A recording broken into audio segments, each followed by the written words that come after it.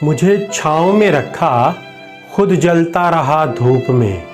मुझे छाँव में रखा, खुद जलता रहा धूप में। मैंने देखा है एक फरिश्ता बाप के रूप में। जी हाँ मेरे दोस्तों, आज मुझे जिस मौजू पर लब कुशाई करने का मौका मिला है, उसे अगर लफ्ज़ों की लड़ियों में पिरोया जाए तो मौजू सुखन कुछ यूँ बनता है, बाप। जी हाँ, आप ज़माने भर की मोहब्बतें इकट्ठी करके एक बाप के कदमों की धूल के ऊपर निछावर कर देना, तो आप तब भी उस धूल की कीमत अदा नहीं कर सकते, क्योंकि बाप की मोहब्बत का ये आलम है कि अगर उसे मौका मिले ना तो वो अपनी ज़िंदगी काट कर अपनी औलाद के नाम लिख दे। कहाँ से लाएंगे आप वो ज़ाविया? पूरी दुनिया में वो वाहिद शख्स बाप ही तो है जो मेहनत तो करता है लेकिन अपने लिए नहीं, अपनी औलाद के लिए जो कुछ भी कमा कर लाता है ऐलान करके कहता है कि बच्चों ये सब कुछ तुम्हारा ही तो है और मैं जो कुछ भी कर रहा हूँ तुम्हारे लिए ही तो कर रहा हूँ। ये है जनाब बाप की मोहब्बत। तो बाप को इतना छोटा ना समझें, उसकी मोहब्बत, इज़्ज़त और उसके रुतबे को बुलंद करने की कोशिश कीजिए, क्योंकि बाप का औलाद से प्यार जो है ना वो इसी तरह का है। क्योंकि माँ तो आपको कह देती है ना आई लव यू, और बहुत से तरीक़ों से आपको अपनी मोहब्बत वो बतला देती है, लेकिन बाप ऐसा नहीं कर पाता। लेकिन इसका हरगिज़ मतलब ये भी नहीं है कि वो आपसे मोहब्बत नहीं करता। जनाब, आपने माँ के बारे में बहुत कुछ लिखा, सुना और पढ़ा होगा। आज मैं आपको बाप के बारे में कुछ बताना चाहूँगा। किसी ने क्या खूब कहा है कि बाप रोटी है, कपड़ा है और मकान है। बाप नन्हे से परिंदे का बड़ा आसमान है। बाप है तो घर में सबकी शान है। बाप है तो माँ की चूड़ी, बिंदी और अरमान है।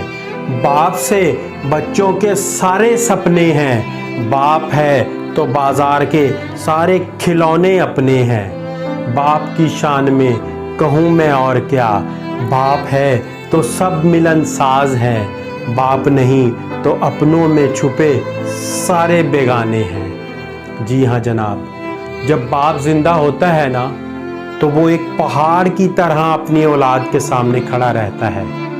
हर तरह से धूप, छाँव, बारिश, हर चीज़ से उनकी हिफाजत करता है और उनको अपने हिफ्ज़-ओ-मान में रखने की कोशिश करता है। और जब कभी औलाद घबरा जाए, मायूस हो जाए और कमज़ोर पड़ने लगे ना, तो बाप उनका हौसला बुलंद करते हुए कहता है कि बच्चों घबराना नहीं है, मैं आपके साथ खड़ा हूँ। तो जनाब ये बाप की मोहब्बत, शफ़क़त है, इसकी कदर कीजिए, क्योंकि जब बाप का साया सर से उठ जाता है ना तो तभी तो पता चलता है ज़माने की नज़रों का और अपनों की नज़रों का। और बाप जो है ना घर का सबसे मजबूत सतून है। बाप घर की सबसे मजबूत चौखट है। तो इस मजबूत सतून और चौखट की हिफाजत कीजिए, क्योंकि इस दुनिया में ऐसे भूखे गिद्ध मंडलाते हैं जो कि जिंदों को भी खा जाते हैं। तो बाप की कदर कीजिए जनाब, इज़्ज़त कीजिए, मोहब्बत और शफ़क़त से पेश आइए। और बाप के बारे में क्या खूब कहा गया है, अजीज़ तर वो रखता था मुझे रगे जाँ से। अजीज़ तर वो मुझे रखता था रगे जाँ से। ये बात सच है कि मेरा बाप कम न था मेरी माँ से। माँ के कहने पर कुछ रोब वो मुझ पे रखता था। माँ के कहने पर कुछ रोब वो मुझ पे रखता था। यही वजह थी कि वो मुझे चूमते हुए झिझकता था। वो आशना मेरे हर कर्ब से रहा हर दम। वो आशना मेरे हर कर्ब से रहा हर दम। जो खुल के रो नहीं पाया मगर सिसकता था। जुड़ी है उसकी हर एक हाँ फ़कत मेरी हाँ से। जुड़ी है उसकी हर एक हाँ फ़कत मेरी हाँ से। ये बात सच है कि मेरा बाप कम न था मेरी माँ से। हर एक दर्द खुद पे चुपचाप वो सहता था, हर एक दर्द खुद पे चुपचाप वो सहता था। तमाम उम्र सिवाय मेरे अपनों से कट के रहता था। वो लौटता था रात गए देर कहीं घर, वो लौटता था रात गए देर कहीं घर। वजूद उसका पसीने में ढलकर बहता था। गिले थे फिर भी मुझे उस चाह के गिरे बाँ से, गिले थे फिर भी मुझे उस चाह के गिरे बाँ से। ये बात सच है कि मेरा बाप कम न था मेरी माँ से। पुराना सूट पहनता था कम वो खाता था, पुराना सूट पहनता था कम वो खाता था। मगर खिलौने मेरे सभी खरीद लाता था। वो सोते हुए मुझे देखता था जी भर कर, वो सोते हुए मुझे देखता था जी भर कर। फिर न जाने क्या क्या सोचकर वो मुस्कुराता था। मेरे बगैर सभी ख्वाब थे उसके वीरान से, मेरे बगैर सभी ख्वाब थे उसके वीरान से। ये बात सच है कि मेरा बाप कम न था मेरी माँ से। जी हाँ जनाब, ये बात सच है कि मेरा बाप कम न था मेरी माँ से। और हमारे मज़हब में वालिद की जो अज़मत बताई गई है उसके तो क्या ही कहने हैं। मैं आपसे इससे मुतल्लिक आपको एक वाक़या सुनाना चाहूँगा, तो ज़रा गौर से सुनिएगा। मेरी तमाम नौजवानों से और तमाम बैठे हुए लोगों से गुजारिश है, क्योंकि इस वाक़ये की स्टडी करते हुए मैं ख़ुद कई बार रो पड़ा। तो अभी इसको आपके सामने बयान करने के लिए मैंने बड़ी मुश्किल से हिम्मत जुटाई है। तो गुजारिश यही है कि ज़रा तवज्जो से सुनिएगा। एक शख्स आप सल्लल्लाहु अलैहि वसल्लम की खिदमत में हाज़िर हुआ और अर्ज़ की, या रसूलुल्लाह सल्लल्लाहु अलैहि वसल्लम, मेरा बाप मुझसे पूछे बगैर मेरा सारा माल खर्च कर देता है। तो बेटे की शिकायत पर बाप को बुलवाया गया।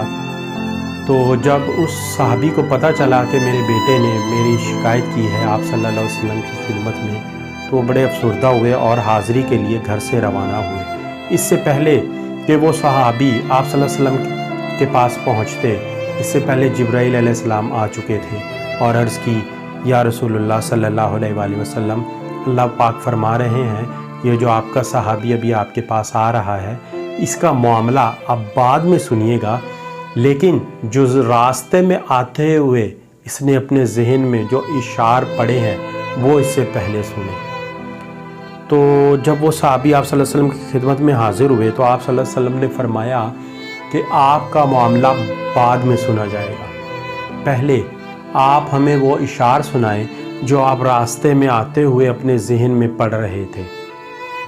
तो वो एक सच्चे सहाबी थे, तो वो रोने लग गए कि और फरमाया, वाह या रसूल अल्लाह, वो अशार जो अभी मेरी ज़बान से अदा भी नहीं हुए, यहाँ तक कि मेरे अपने कानों ने नहीं सुने और आपके रब ने सुन लिए और आपको बतला भी दिया। आप सल्लल्लाहु अलैहि वसल्लम ने फरमाया, जी हाँ, आप हमें पहले वो इशार सुनाएं, फिर आपका मामला सुना जाएगा। तो उस सहाबी ने तो अरबी में इशार सुनाए थे, मैं आपको उर्दू में वो बताने की कोशिश करूँगा।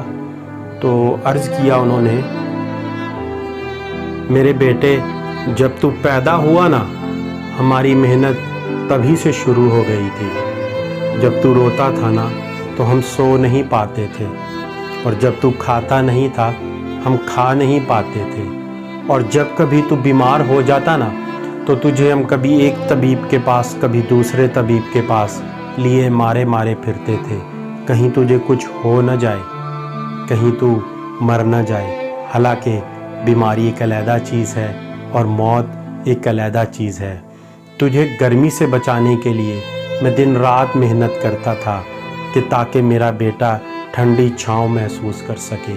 तुझे ठंड से बचाने के लिए मैंने पत्थर तोड़े, मैंने तिगारियाँ उठाई, मैंने बहुत मेहनत की ताकि मेरे बच्चे तू ठंडक महसूस कर सके। मैंने जो कमाया तेरे लिए कमाया, जो बचाया तेरे लिए बचाया। तेरी जवानी के ख्वाब के लिए میں نے دن رات اتنی محنت کی کہ اب میں بوڑھا ہو گیا ہوں اور میری ہڈیاں کمزور ہو چکی ہیں، اور تو ایک اڑیل جوان ہو چکا ہے۔ پھر مجھ پر خزاں نے ڈیرے ڈال لیے، تجھ پر بہار آ گئی، میں جھک گیا اور تو سیدھا ہو گیا۔ اب میری خواہش اور امید پوری ہوئی کہ اب تو ہرا بھرا ہو گیا ہے، زندگی کے باقی دن تیری چھاؤں میں ہی گزار دوں گا۔ لیکن یہ کیا، جوانی آتے ہی تیرے تیور ہی بدل گئے ہیں، تو نے اپنی آنکھیں ماتھے پر چڑھا لی ہیں، تو مجھ سے بات اس طرح کرتا ہے کہ جیسے ابھی میرا سینہ پھاڑ دے گا۔ ایسے تو کوئی اپنے نوکر سے بھی بات نہیں کرتا ہے۔ اب میری محنت مجھے مایوس کرنے لگی ہے اور مجھے لگنے لگا ہے کہ میں تیرا باپ نہیں، تیرا نوکر ہوں۔ تو کوئی نوکر کو بھی ایک وقت کی روٹی کھلا ہی دیتا ہے، تو میرے بیٹے تو مجھے نوکر ہی سمجھ کر کھانا کھلا دیا کر۔ جب یہ اشعار وہ بیان کر رہے تھے نا، تو اسی اثناء میں ان کی نظر صحابی کی آپ صلی اللہ علیہ وسلم کے چہرے مبارک پر پڑی، تو دیکھا کہ آپ صلی اللہ علیہ وآلہ وسلم کی پوری داڑھی آنسوؤں سے بھیگ چکی ہے۔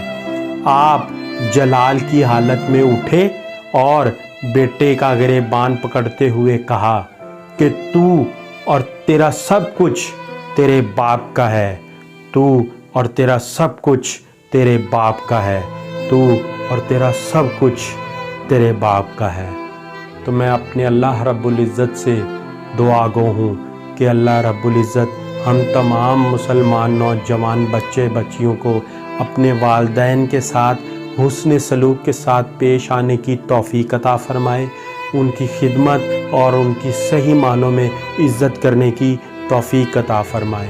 آمین ثم آمین یا رب العالمین۔ جزاک اللہ۔ السلام علیکم ورحمۃ اللہ وبرکاتہ۔